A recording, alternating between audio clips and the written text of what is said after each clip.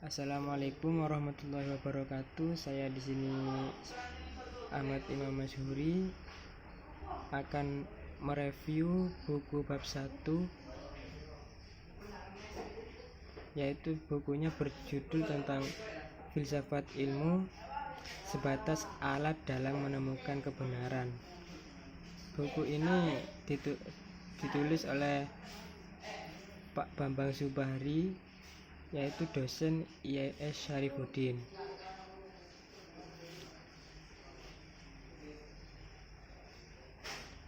Oke, kita langsung aja ke bab 1, yaitu etimologi dan terminologi filsafat. Filsafat pada umumnya suatu disiplin ilmu yang wajib ditempuh bagi setiap mahasiswa pada jenjang S1, S2, bahkan S3. Filsafat bagi mahasiswa S1, S2 mungkin sudah tidak perlu dipertanyakan lagi tentang pengertian etimologi dan terminologinya, karena paling tidak mereka telah mempelajari filsafat ilmu pada masa pendidikan sarjana yang telah mereka lalui sebelumnya. Namun bagi mahasiswa yang S1 atau lulusan SMA yang sudah masuk di S1 mungkin masih asing saat itu. Alasannya cukup sederhana, yaitu karena filsafat tidak diajarkan di SD, SMP maupun SMA. Juga tidak diajarkan di pondok pesantren yang masih berada pada tingkatan ibtidaiyah maupun sanawiyah.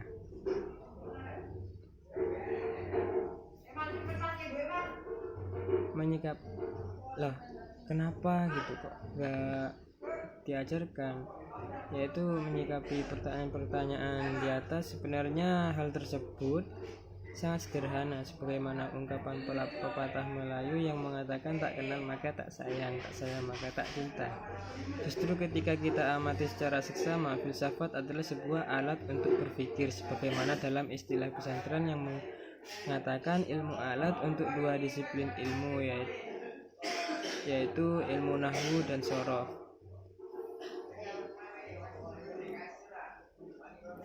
Pada prakteknya nahwu dan shoroh bukan inti yang pasti diterapkan masyarakat. Namun tanpa ilmu nahwu dan shoroh maka santri tidak akan bisa mengartikan dan membaca kitab gundul atau yang kitab kuning lah, lebih-lebih menafsirkan Al-Quran, di mana Al-Quran memiliki kandungan dan saripati kehidupan yang dibutuhkan santri kelak ketika terjun di masyarakat. Kedudukan ilmu filsafat senada dengan itu. Jika seorang tidak pernah belajar ilmu filsafat, maka ia akan pincang dalam menggunakan akal dan pikirannya di samudra intelektual yang harus mereka jalani di semester 1 hingga semester 8.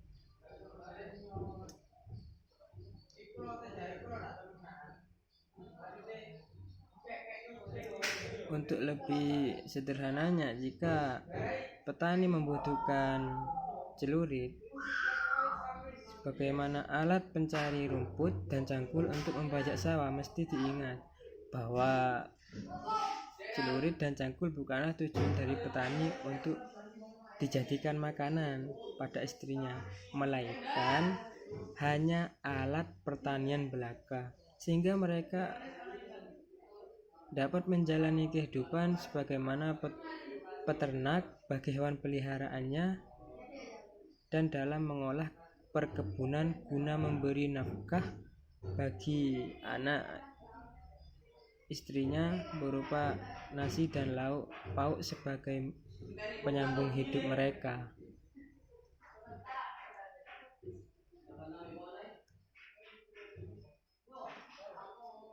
Sebelum kita melangkah memahami filsafat secara terminologi, akan lebih baik ketika kita pahami filsafat secara etimologi.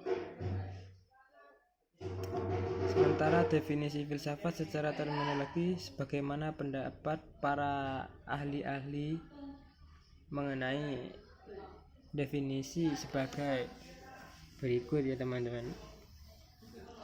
Yang pertama, menurut Pythagoras adalah, yaitu filsafat adalah cinta dan kebijaksanaan.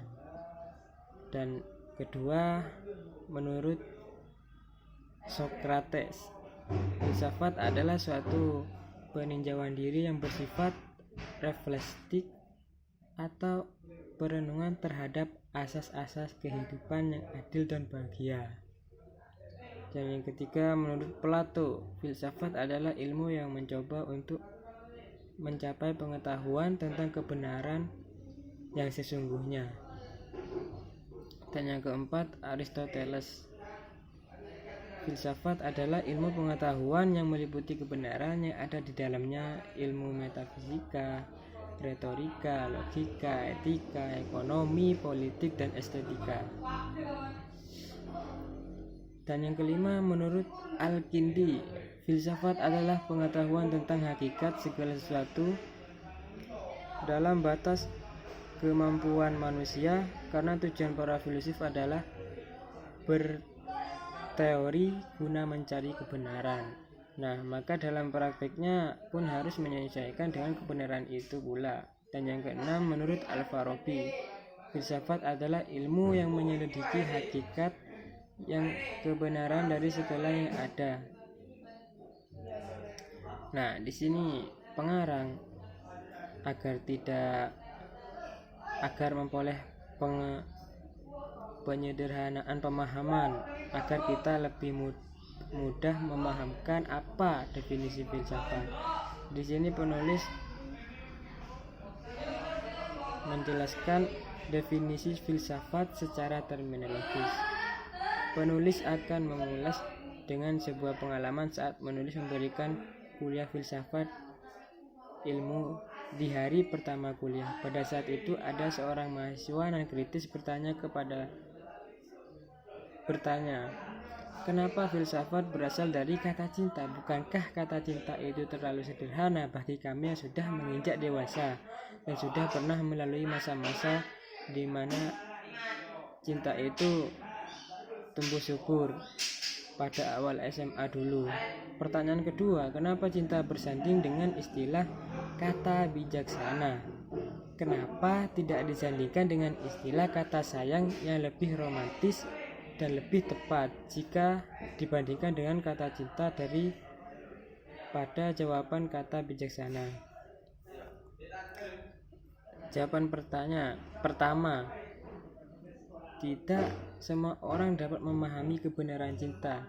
Pada umumnya mereka menafsirkan ketertarikan pada lawan jenis adalah cinta, keinginan untuk memiliki adalah cinta, padahal keduanya itu bukan cinta. Ya, menurut penulisnya ya, kan saya mereview. Cinta itu memberi, bukan meminta. Seseorang yang cemburu pada dasarnya karena ia takut kehilangan, dan sifat permintaan kesetiaan pada sang dicinta, dan itu bukanlah cinta. Karena cinta yang sesungguhnya sama halnya dengan seorang ibu yang rela memikul beban kehamilan selama 9 bulan, menyusui selama 2 tahun, dan merawat paling tidak 20 tahun. Namun ia selalu rela melepas anak si mata wayangnya bersama orang lain.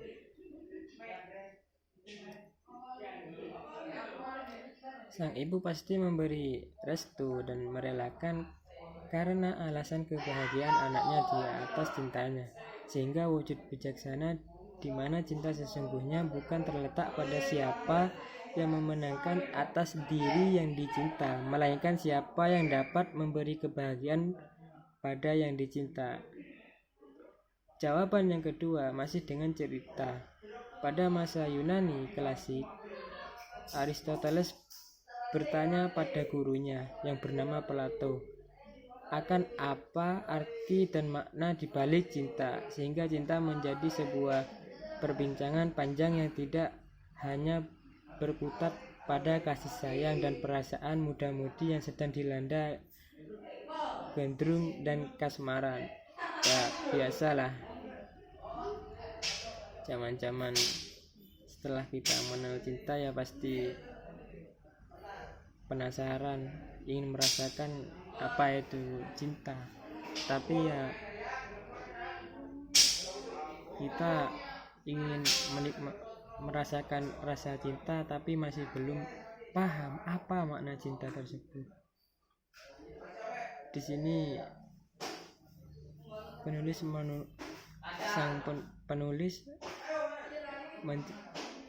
yaitu ada cerita suatu ketika Aristoteles bertanya kepada gurunya yaitu Plato. Oke, kita lanjut ceritanya ya. Wahai guru saya, selepas diskusi panjang tempo hari, tema cinta dalam diskusi itu membuatku tidak bisa tidur. Saya tidak menemukan makna konkret yang dapat memberi pemahaman gamblang akan cinta yang telah menjadi pembahasan panjang tersebut.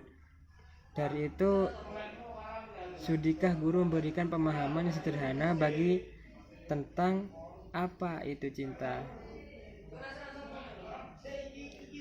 Mendengar pertanyaan dari gurunya tersebut, lalu berkata padanya, kalau kamu ingin tahu apa itu cinta, pergilah ke arah matahari terbenam. Di sana ada taman bunga. Pilihlah lalu petik satu bunga yang paling ideal menurut kamu. Bawa ke sini dan tunjukkan padaku bunga terindah pilihanmu. Dengan syarat, bunga yang kau pilih adalah bunga yang berada tepat di depanmu dan jangan sekali-kali kau menoleh atau melangkah ke belakang. Tanpa berpikir panjang, Aristoteles pergi meninggalkan gurunya menuju taman bunga dan mencari bunga terindah pilihannya. Tidak jauh dari ia melangkah, ia menemukan bunga melati yang indah, rupawan baginya. Namun tidak dipetik karena ia berpikir bahwa di depan sana masih akan ada bunga yang lebih indah daripada bunga yang ia lihat saat itu. Sepanjang perjalanan ke depan, ia tidak menemukan bunga yang melebihi keindahan dan keelokan daripada bunga yang ia temukan sebelumnya. Aristoteles merasa kecewa, namun tanpa patah semangat ia terus berjalan hingga ia menemukan bunga mawar yang melebihi keindahan pada bunga melati yang sempat mengetuk hatinya. Aristoteles meyakini bahwa bunga itu adalah bunga terindah, tapi hatinya berbisik bahwa akan ada bunga yang lebih indah daripada yang ia lihat saat ini. Aristoteles melanjutkan langkahnya. Ia terus berjalan dan meninggalkan bunga mawar terindah yang sempat ia lihat hingga sampai pada ujung taman dan membuatnya pulang dengan tangan hampa. Wah, itulah manusia. Aristoteles menghampiri gurunya dengan tangan kosong. Plato pun tersenyum. Ia bertanya, kenapa kamu tidak mendapatkan sepucuk bunga pun yang ideal dan bisa kau tunjukkan padaku? Aristoteles menjawab, pada awalnya saya telah menemukan bunga melati yang cukup indah bagi saya, namun saya melewatinya. Kemudian saya menemukan bunga mawar dan saya juga melewatinya.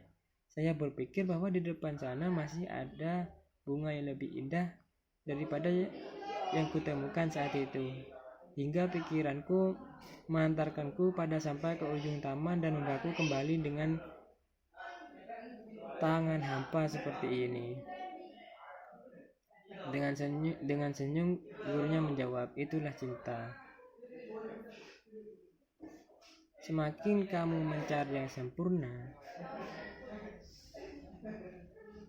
maka yang sempurna tidak akan pernah kau temukan. Itu hanyalah rayuan pikiranmu belaka. Aristoteles mendengar jawaban gurunya tanpa terucap sepatah kata pun, dan ia undur diri dari hadapan gurunya dengan membawa jawaban yang sederhana itu, membawa kecewa atas kebodohan yang telah ia perbuat. Keesokan harinya ia kembali dan menemui gurunya. Hai guru, saya sudah dapat memahami apa itu cinta. Sifat dasar manusia selalu berharap duniawi yang sebenarnya hanya sementara. Selanjutnya Aristoteles memberikan pertanyaan kedua pada Plato. Kemarin saya bertanya soal cinta, sekarang saya mau bertanya perihal pernikahan.